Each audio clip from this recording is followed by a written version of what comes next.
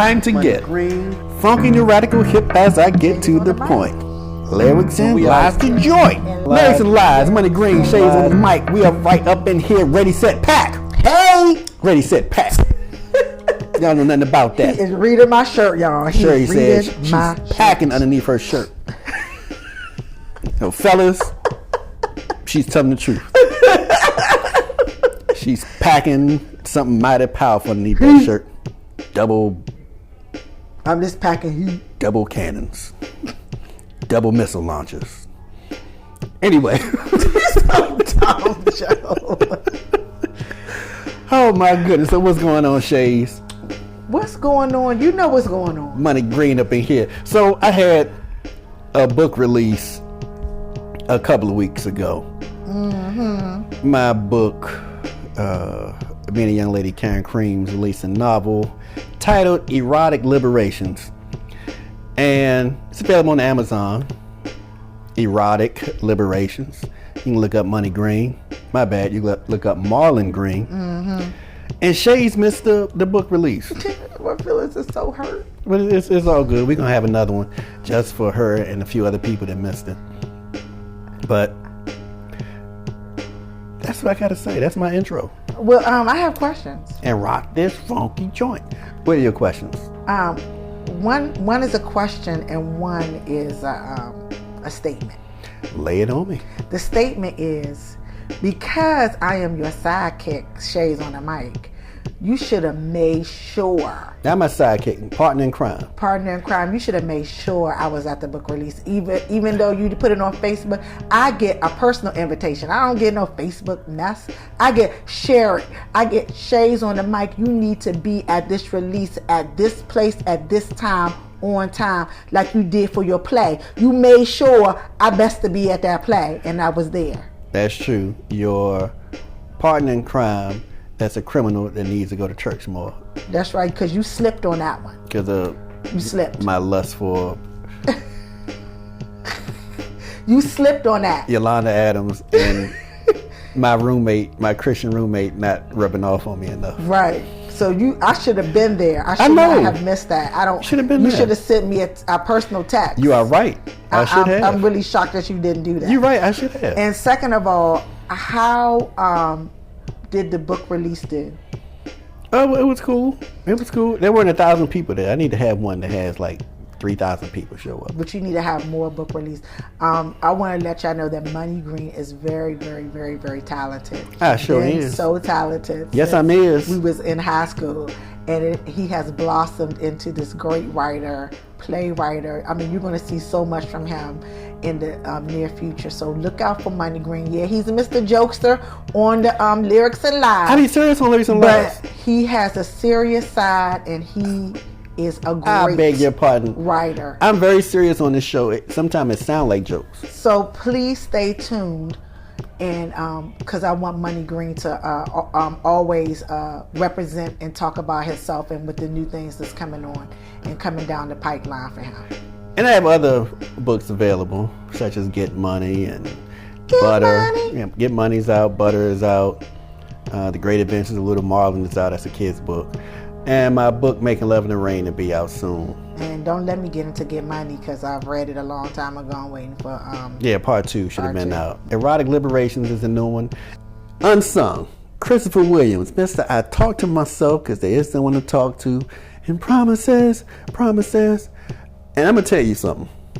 As soon as I saw this come on, that they were going to do Christopher Williams on Unsung, I immediately thought about my little girlfriend back then.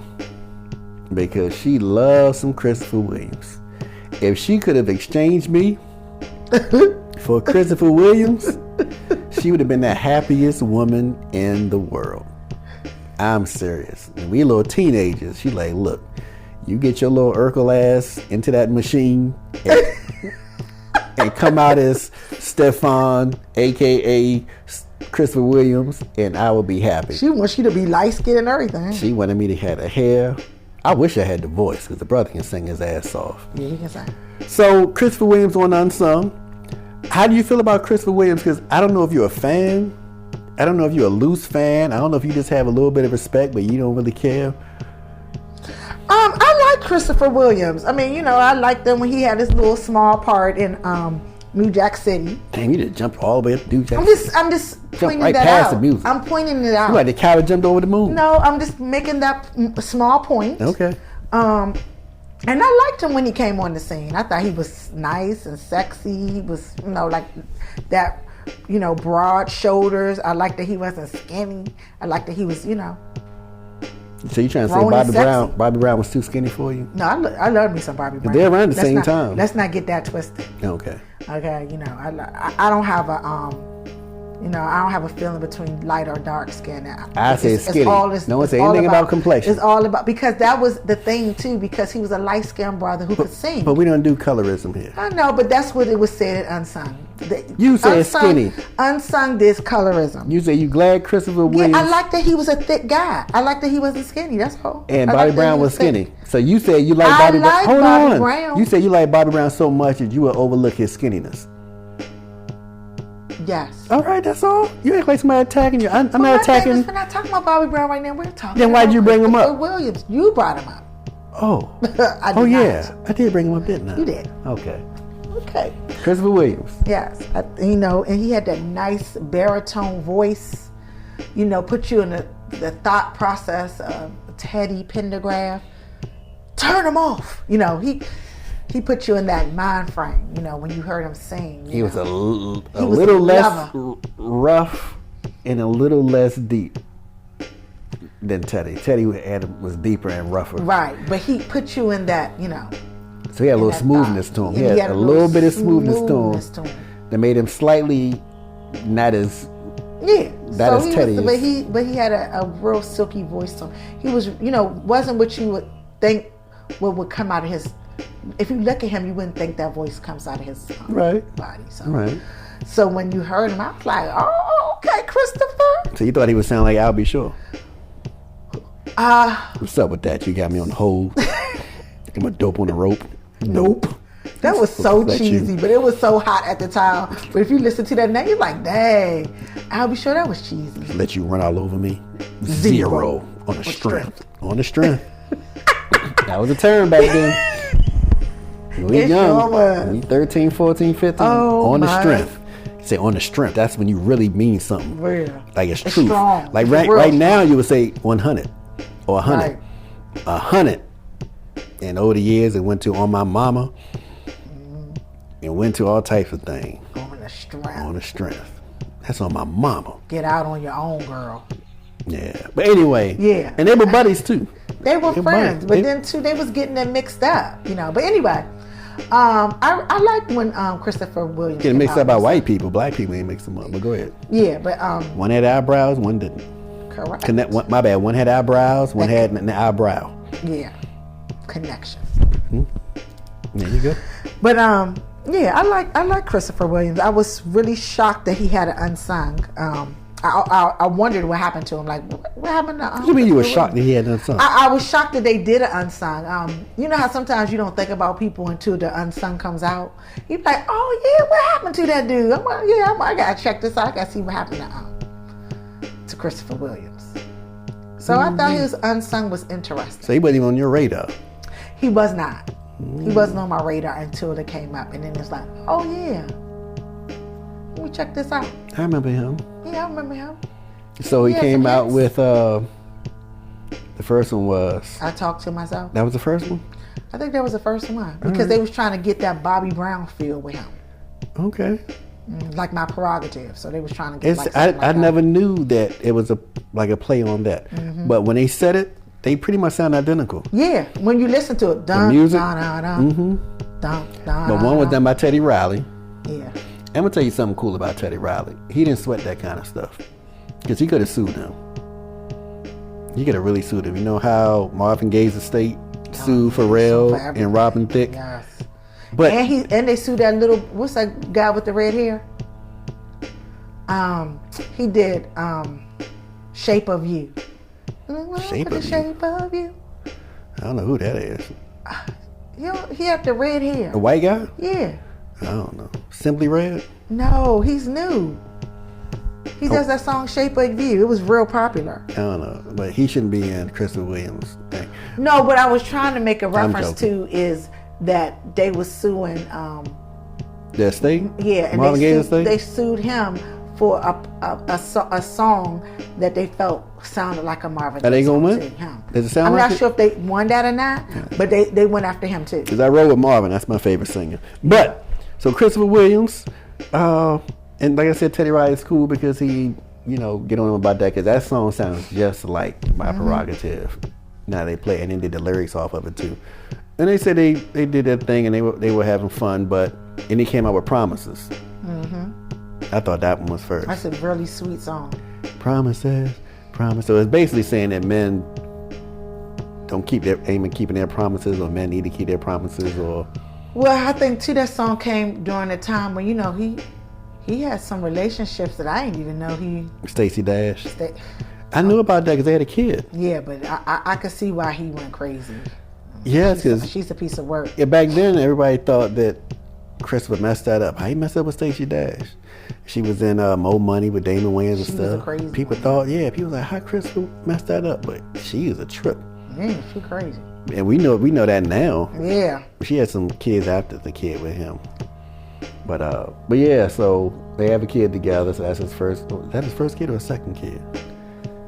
I want to say he had another kid after that. Before that. I'm not sure if he had one before Stacey. Oh, okay. I think it was after. Okay. It was after Stacey. I'm gonna put my money on one before and one after. You could be right. I say putting money on it. I don't know. But then we get to, which you brought up, New Jack City, which was one of the biggest movies of the year. Nino Brown. But he played the part. He was the accountant. Was he accountant, right? The money man. And or banker or whatever, but he made some phone calls or got his agent to make some phone calls to get him in that movie. Yeah. And that's a power move.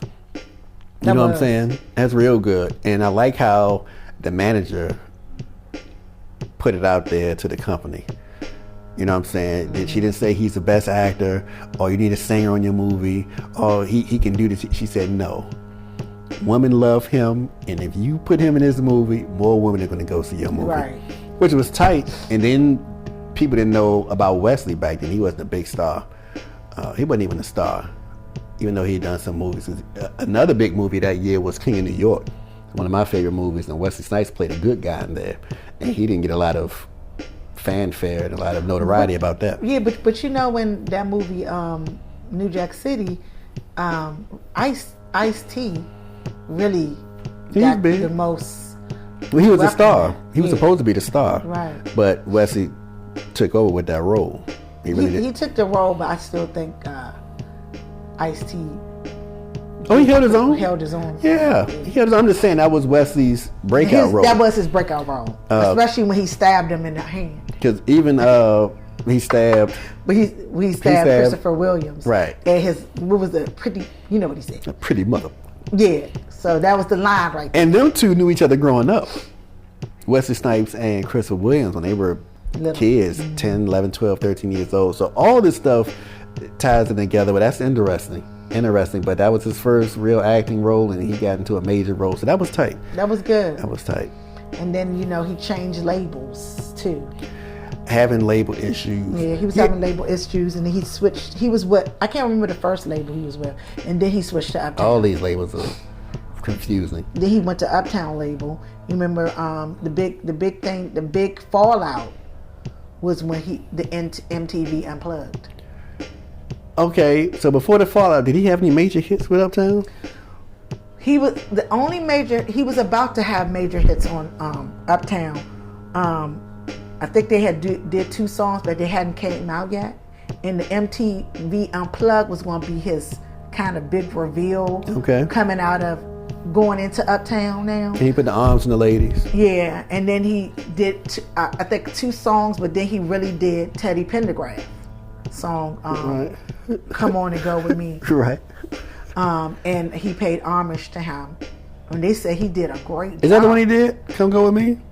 It was either that or Turn Off the the Lights. Turn Off the Lights, okay. It might have been Turn Off the Lights. All right. I think I just want to hear that song. He Yeah. sound good in that too. But anyway, so So he did a nice, I heard it was really nice, but it never aired. Right. And that's when the problem came.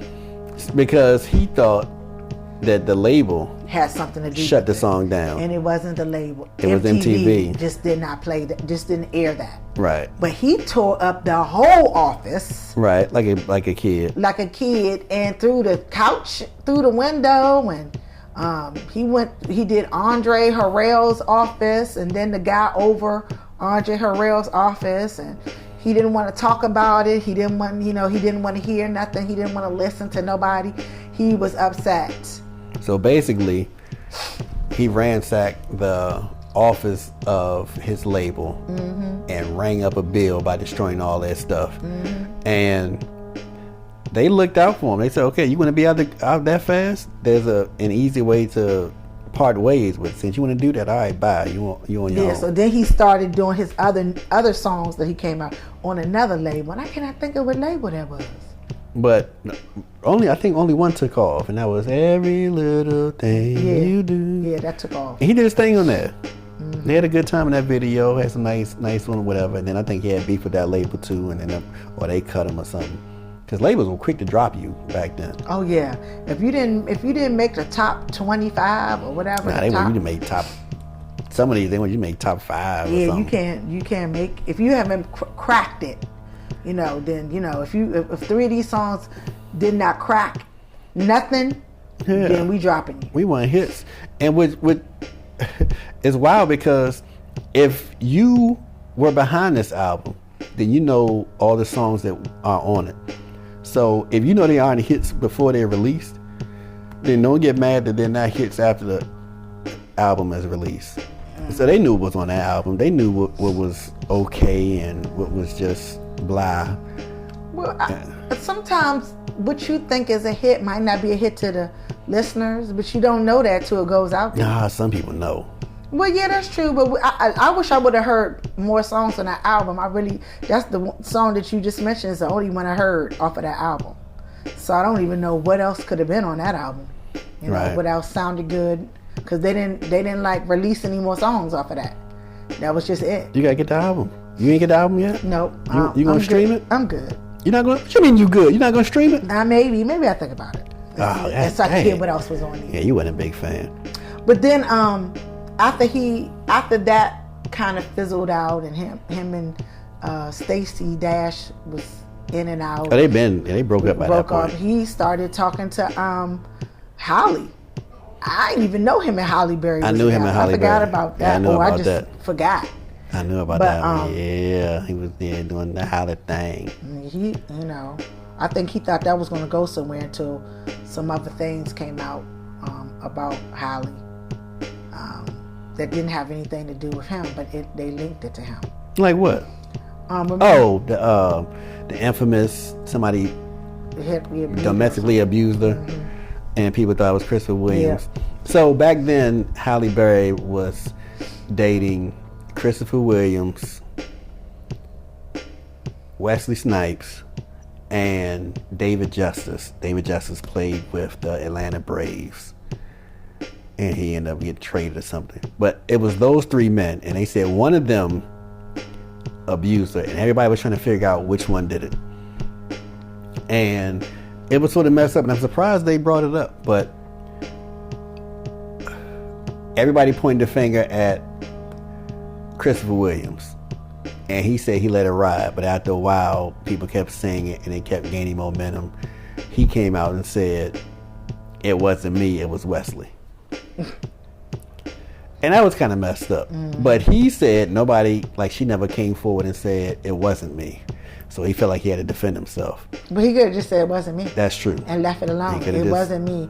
I mean, the same way that Albie Shore took the fall for him, right, with that girl in the bedroom. Ooh, that's deep. That's deep. So there was a charge or an accusation of attempted rape of a woman that Albie Shore was having sex with. And the story goes, Albie Shore went in the bathroom to take a shower, and Christopher Williams was in an adjacent room. He entered the room and came on to the girl, and she ran out and cried rape. And Albie Shore took all the blame for it, while Christopher Williams quote unquote, escaped any attention. Nobody even knew he was even around there. Albie Shore took all the blame for it. So that's deep, Shayz. I didn't even put those two together. So somebody took the blame for him, but he didn't take the blame for somebody else.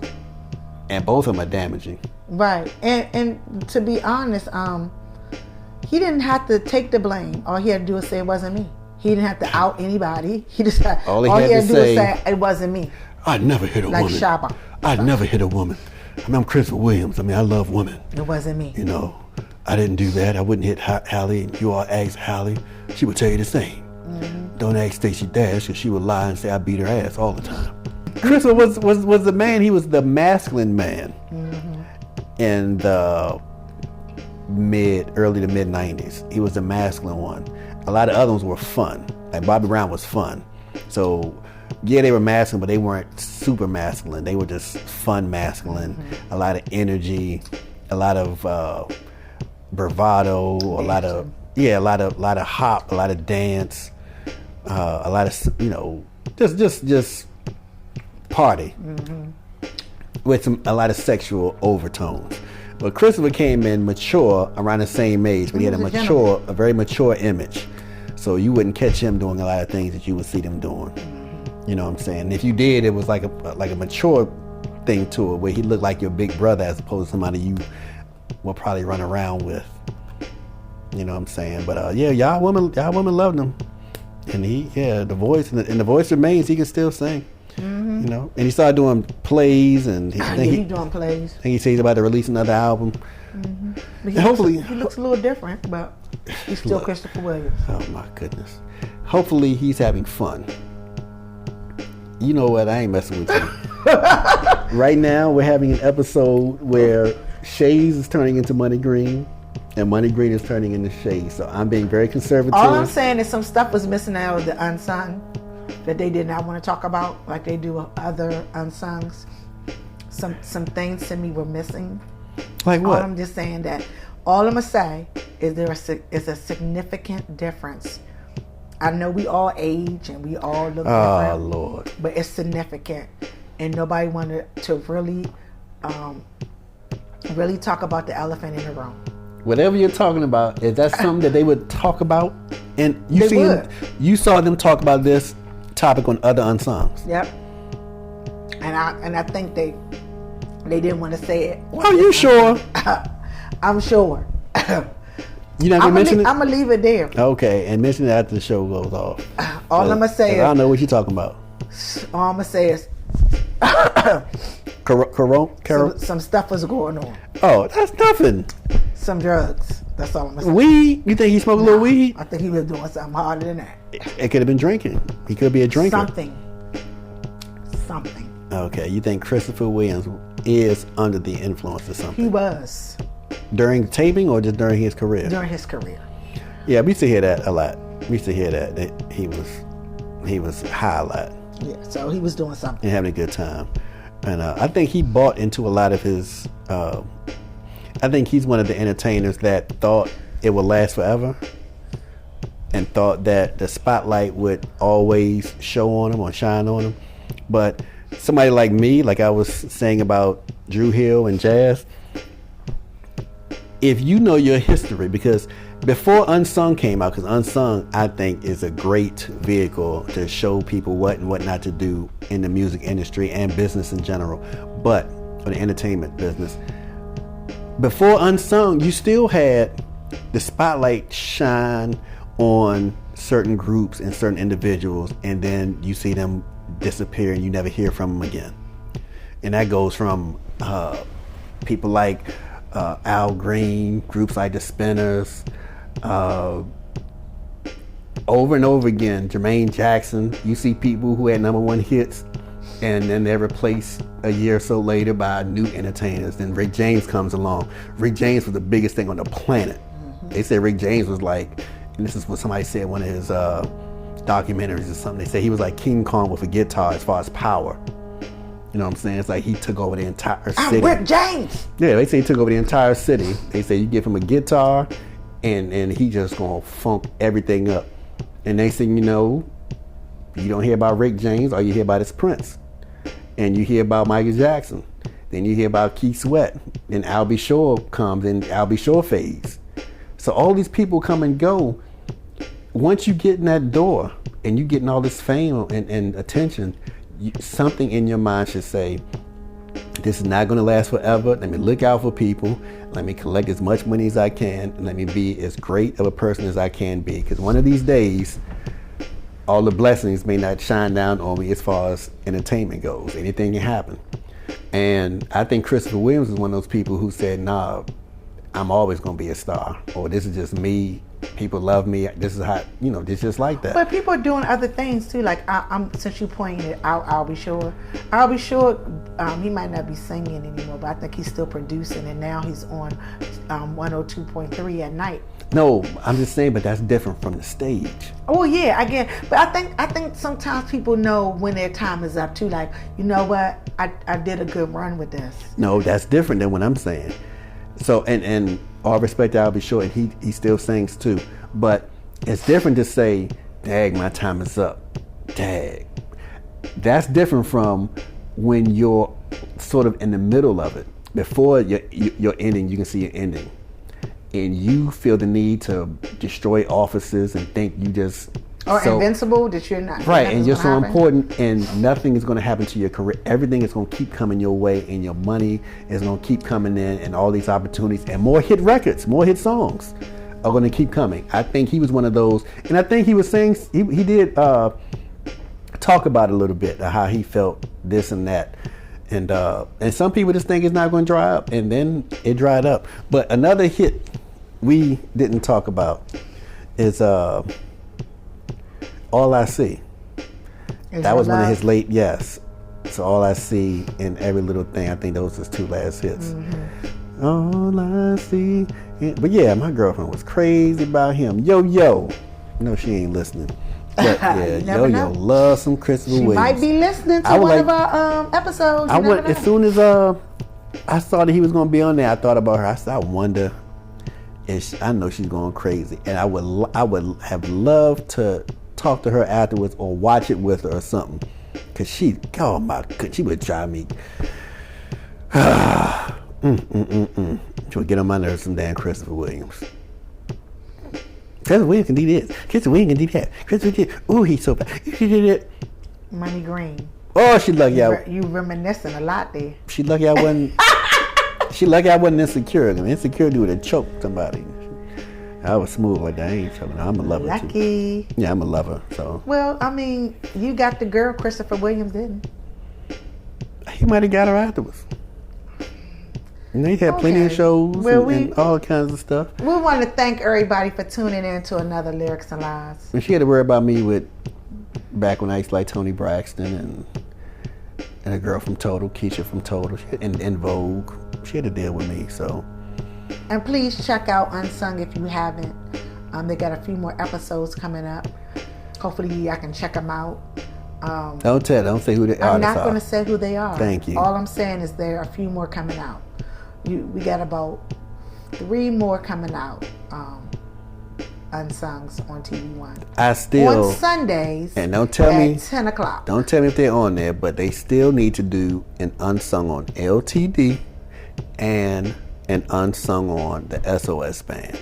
They need to do those 2 artists, and they have yet to do so. And what you can do is, and then they can do Guy. Then what you can do is go online. They have a little a spot on there where you can ask and tell them the unsungs that they haven't done. You can email it. I will. And they said they were trying to get Tevin Campbell, but Tevin Campbell wouldn't agree to it. So they said they did go after him, and he said, nah. I'm like, that would help you out. But anyway, we're going to leave Tevin out of this. So somebody say Lord Tevin Campbell. And comment. Money Green? Yes. We're out.